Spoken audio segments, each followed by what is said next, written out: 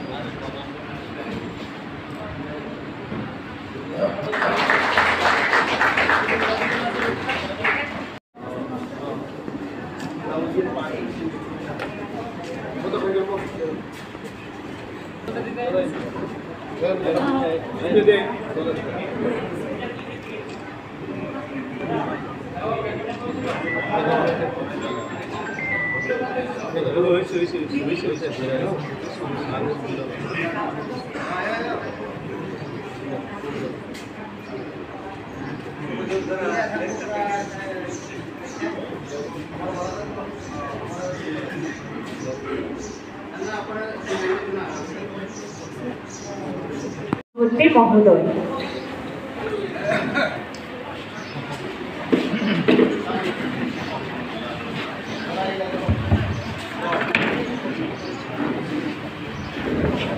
সবাইকে আজকে গোলাঘাটি মন্ডলের অন্তর্গত গোপীনগর কমিউনিটি হলে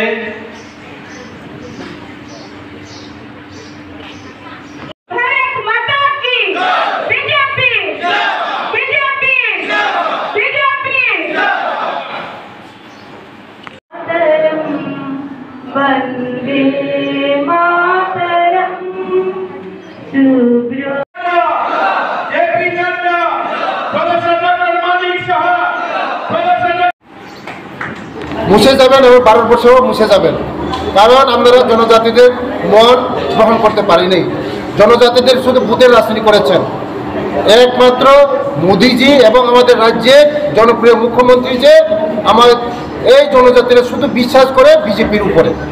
কারণ জনজাতিদের যে কথা বলে এটা ধাবল গুণ কাজ করে আমাদের মোদিজি, তার জন্য জনজাতিরা আজকে বিশ্বাস করে। কারণ বিশ্বাস করে কেন?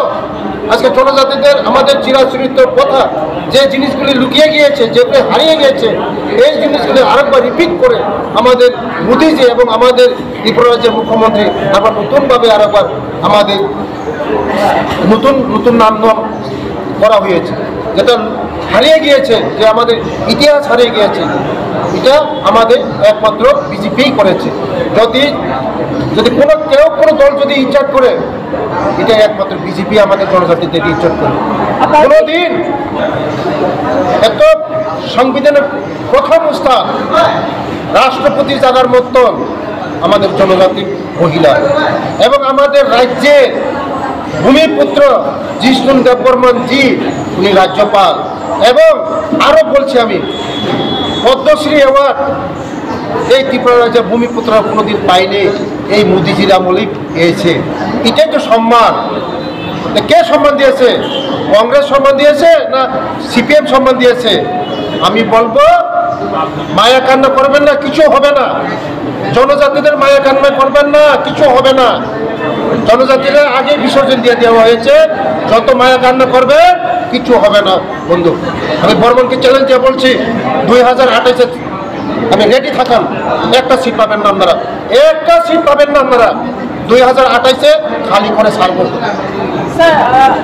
বলেছে যে বিজেপি নাকি এই আমাদের জনজাতির উপর প্রেসার করে, উপজাতিদেরকে বিজেপিরা ইজ্জত করে, বিজেপিকে রেসপেক্ট করে। কোনো পার্টি রেসপেক্ট করে না। আজকে মোদিজি আমাদেরকে রেসপেক্ট করে, আমাদের মানিক সাজি রেসপেক্ট করে, মোদিজি রেসপেক্ট করে জনজাতিদেরকে। ওরা তো আমাদেরকে রেসপেক্ট করে না। এই কথা উইথড্র করতে হবে, নাহলে বৃহত্তর আন্দোলন হবে। শুধু ঘেরাও না, আরো কিছু করা হবে।